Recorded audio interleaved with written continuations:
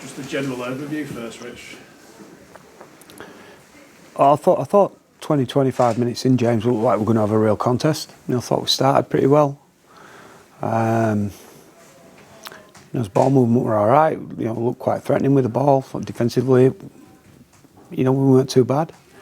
I thought then at the end of Matty Pryor and Tetevano's stints, we lost the tightness in the middle. The first try just played to the whistle, and I thought by the time the last 10 came, there were some signs in our defence that we didn't like. The level of contact, the lack of line speed, people getting across his line, and I felt at half time when we come out of the changing room at half time. I think I said to one of the staff, I sort of didn't really feel much reaction from them at half time to say it was a 12-6 ball game, and I thought, we had some really poor individual performances out there, really poor individual performances. When we look at the way that they've scored some of the tries, through some real fundamental errors, back-to-back tries. Defensively, mate, I felt it were an extremely poor performance. Do you put that down, possibly the carryover from last week at all? Or? Well, that'd be the easy excuse to make, James, but I was looking forward to getting some fresh energy in this team today. Guys that were disappointed about game time last week, guys that were disappointed they missed out on selection in round one, guys that know that, the likes of Fussy Tua and Newman are around the corner for selection. I thought it was a great opportunity. I think at 25 minutes in, it looked like it were going to be a fair old game. It were a ding dong battle, if you like. But yeah, we fell away and fell away badly when our two front rowers went off, and I don't think we ever really got back into the game. And I thought some of the tries we conceded, just weren't, and the errors that we made just weren't good enough. So those 3 tries after half time, that's when the damage was done. Yeah. Have you got any issues with any of those tries, the video referees? No, because you're probably splitting hairs either way. Even the conjecture about the put down, he's over the line with the ball in his hand. If it's we've allowed it to get to that point, and I think we'd be clutching at straws if we're looking at referee decisions being turning points in that game.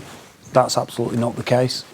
The turning point was around 25 minute mark. I just think while there was a bit of fortune in the try, just dive on the ball and kill the ball. And I thought from then on in, we just didn't show a good enough response. And I thought the back rowers, killed us a little bit.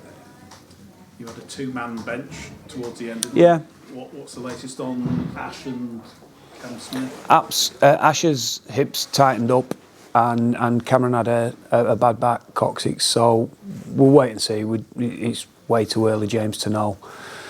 Whether that's serious damage. We've got another 6-day turnaround next week, so we're not going to get much training time. We've got a couple of guys, certainly at least a couple of guys that will be back in the mix.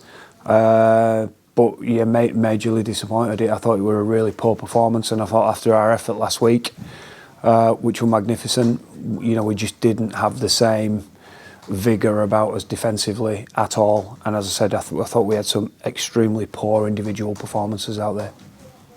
Did you have any issue with the sin binning at the end? I thought I'd kicked the ball dead. I thought it was fairly minor contact, if I'm honest. But all in all, James, that was probably the least of our worries tonight. Let's see if the judiciary call him up this week. Just finally, for me, it was the first time we saw the Austin and Caesar combo. What was your take on that today? Oh well, started fairly promising, but I think it were a night where when we're tackling like we are and not getting on the front foot, we're not going to get too many opportunities. Thought we went a bit sideways late on, but I thought a little bit of fatigue, and we looked like a beaten team at that point, James, as well. So look, plenty to work on for us. Majorly disappointed with you know, with a lot of aspects of our game tonight, particularly defensively, mate. We just didn't think we were at the races in terms of the required intensity that you would need to come to Wigan and play a good side like that.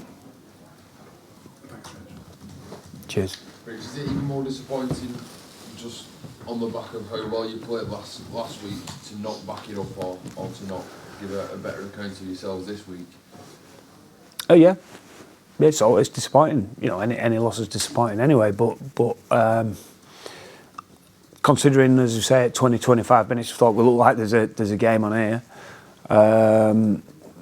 But we said at half time that there's too many blemishes in our game here.